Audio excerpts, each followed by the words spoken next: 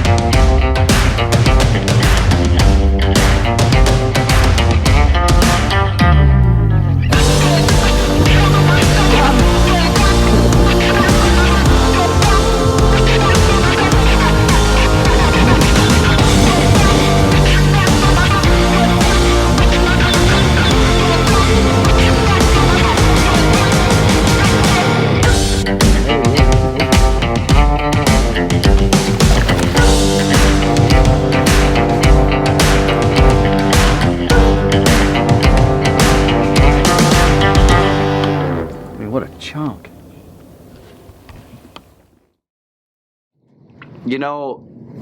Starting out our trip to Rayburn, I kind of had a plan. I left a couple days early. I had to go. We stopped at Can Cooker, picked up some stuff there, met all the nice folks down there in Kansas, and actually, they're in Nebraska. I met them in Nebraska. No, I met all the nice people in Nebraska, and their hunting lodge, Seth's Hunting Lodge, is in Kansas, and went through the factory in Nebraska and got to see some cool stuff, and some of the guys that work there, the ladies in the office, and picked up some really cool stuff that we can cook with, their spices, a lot of their new stuff coming out, and then got to go carry on from there.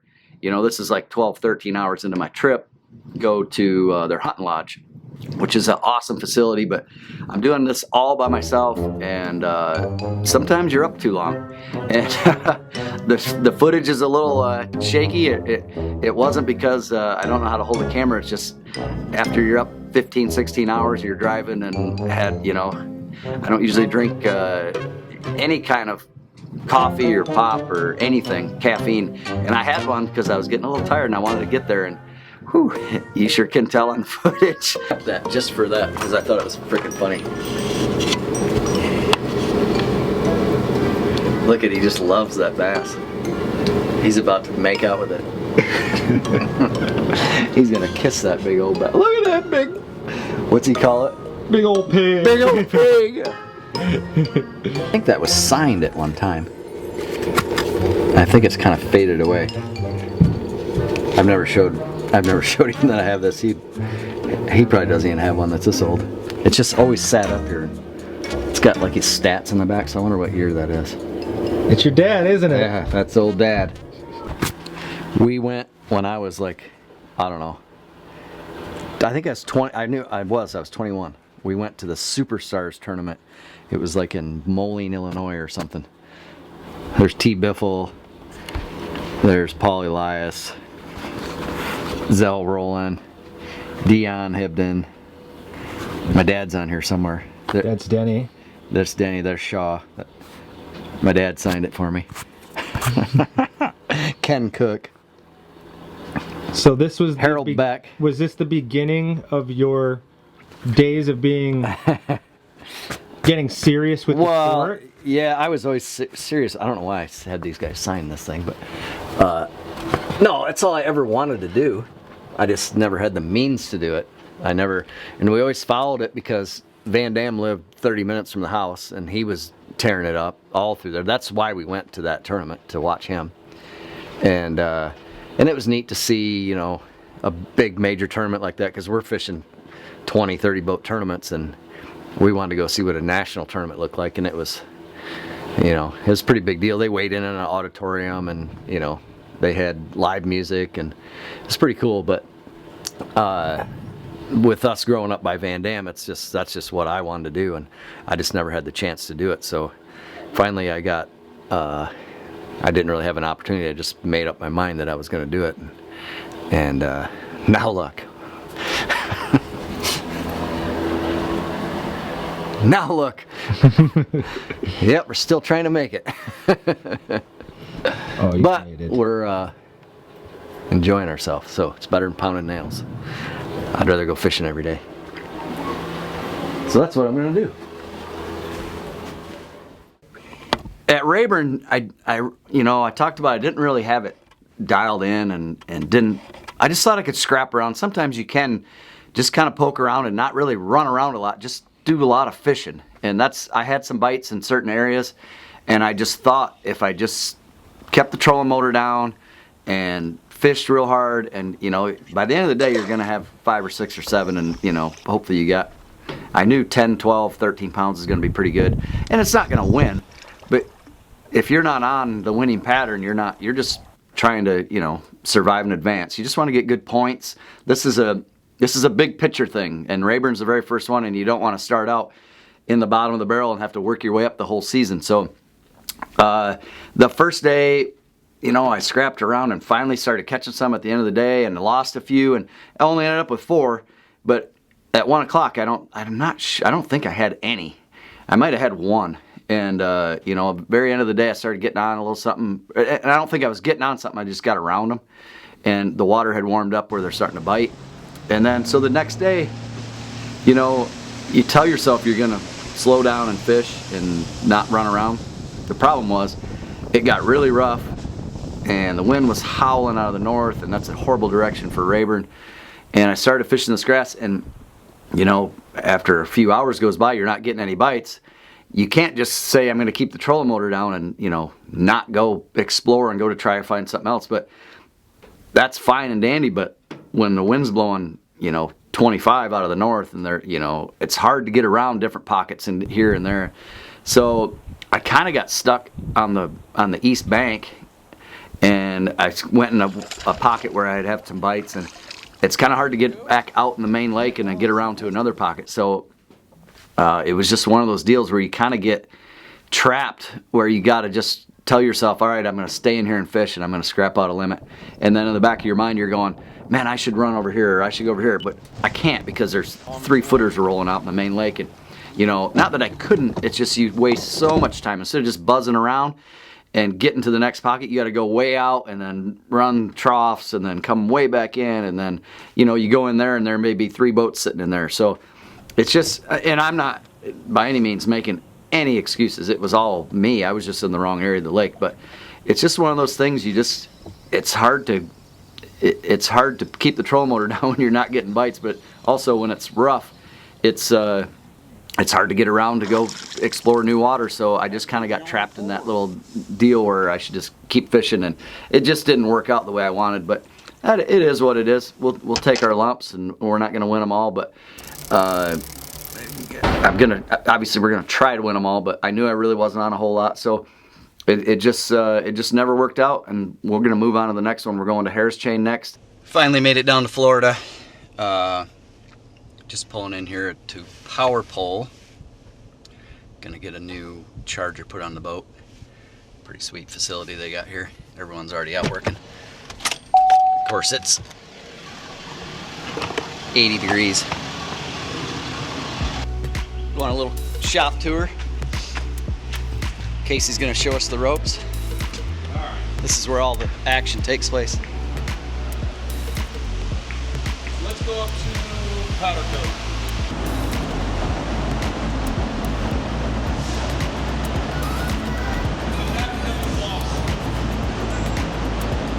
Nice and shiny. Top. So that's after. This is the Powder, yep. See what I mean? Nice. You good? That's good. This is my forte up here. Let's talk. I'm Chad Grigsby. Okay. So we'll be right back. I'm gonna do a relation to Shaw. That's my dad. That's your dad. Yeah. That's what everyone thinks. No relation. No relation. Let's move around this building. What's funny is this used to be a like a toilet. toilet, and the toilet, and the sink fixture business.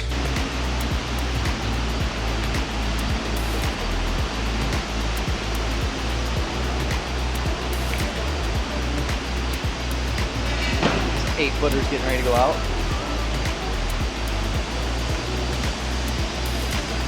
Pretty sweet.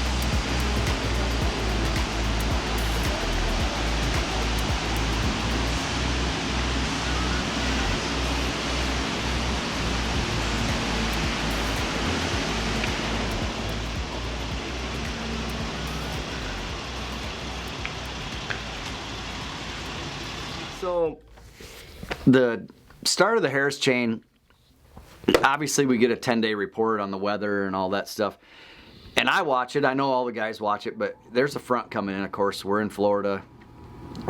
Very rarely do we go down there and you get 4 perfect days of a tournament that, you know, the wind doesn't blow or the cold front doesn't come in or something's got to change the fishing. So, of course, our practice was beautiful all the way through, all 3 days. Our day off's beautiful. But I knew the first day of the tournament's going to be great. Day 2 is supposed to really blow, cold front coming in. And day 3 is supposed to blow, you know, still, and then maybe kind of subside on day 4 if you're fortunate enough to make it that far. Start off on day 1, I had a plan in practice. I set it up. I'm running all the way down to Apopka, and that's the farthest you can go on these chain of lakes. There's a bunch of idle zones. You got to idle through the Dora Canal, and then you run through another lake, and there's a short little idle, and then you run through another canal. There's 2 or 3 idles through there. Then you got to hit the lock. The lock only holds 3 boats. So of course I was boat 130 something, and I knew I wasn't going to hit it, but I wasn't going to get in the first go around. I went down anyway, and that, sure enough, there was a couple boats in front of me, and we had to wait there. I don't think I made the first cast till 8:50 on the first day. And so my plan was to go down there, catch as much as I can, because I'm 99% sure I can't go down there a second. Not that I can't go down there, but everything I'm fishing is on the south shore. And I really didn't find anything. I fished the north bank, and I didn't really find anything. I wasn't comfortable going down there just, you know, hoping I'll catch them. I had areas on the south shore that I knew I could catch a pretty good stringer. And sure enough, you know, I ended up with 19 something or 18 something. Yes, sir. Here we go, Chad Grigsby. What's he got? Top 10, a limit today for Chad Grigsby. 17 pounds, 14 ounces, good for 9th place. And had 2 nice ones. And of course, I had some camera malfunctions. I'm so smart that I double-clicked my camera, and it was taking still shots on my chest cam. And then right before I caught my 2 big ones, my camera on the dash, it just shut off like 3 minutes before I caught the big ones, which was real nice. So it's just one of those things. It's trial and error with this. I'm trying to get as good as I can, but you know, I can't help. I still have to do my job and compete and catch fish.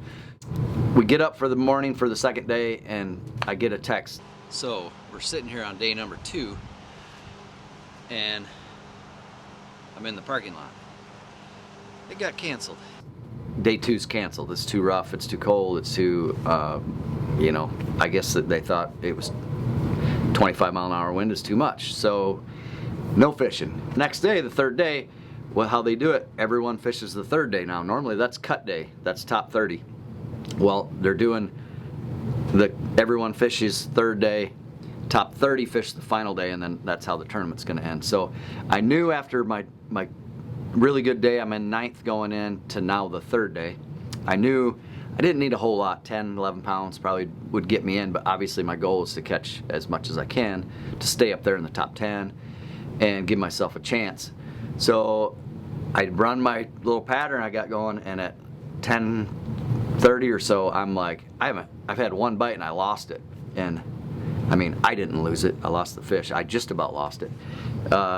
So I pull out my rattle trap, I pull out a chatterbait. I'm going to Lake Griffin. There's some grass over there. The problem is there's like 110 out of the 150 boats are over there, and I knew that. But I had some bites over there, and you got to go through a lock and all this other stuff.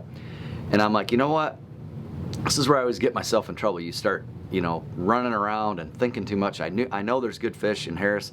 And I picked up a spinnerbait, and there were some holes in the Kissimmee grass, and like my 3rd cast with it, I catch this 8-2, and it just changed the whole tournament. Not just the whole day, but the whole tournament.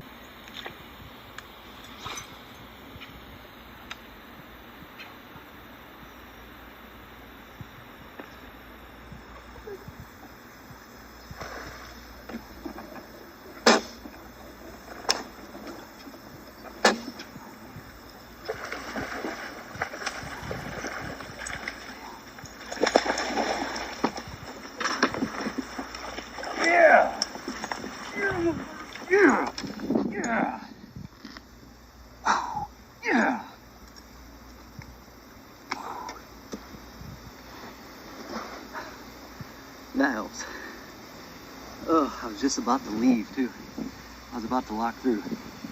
That's the cut right there. It's one fish. Oh my word. Look at the belly on that thing. Whew. Let's do that spinnerbait up through that. There's an open hole in that grass. Oh my word. What a bass. What a bass. Look at that thing. Whew. I get that one in and super pumped up, and I'm like, all right, this is what I'm gonna do. And I ended up losing 2 more really nice ones. I didn't see them, but I, been doing this long enough. I know it was a good fish, and scrapped out a limit. Had me 13 pounds or whatever, good enough to make the cut. There's a pro fishing out of Maple Grove, Minnesota. Chad Grigsby, come on over. Had a good day one also with 17 pounds, 14 ounces. It looks like you got a good one in the bottom of the bag.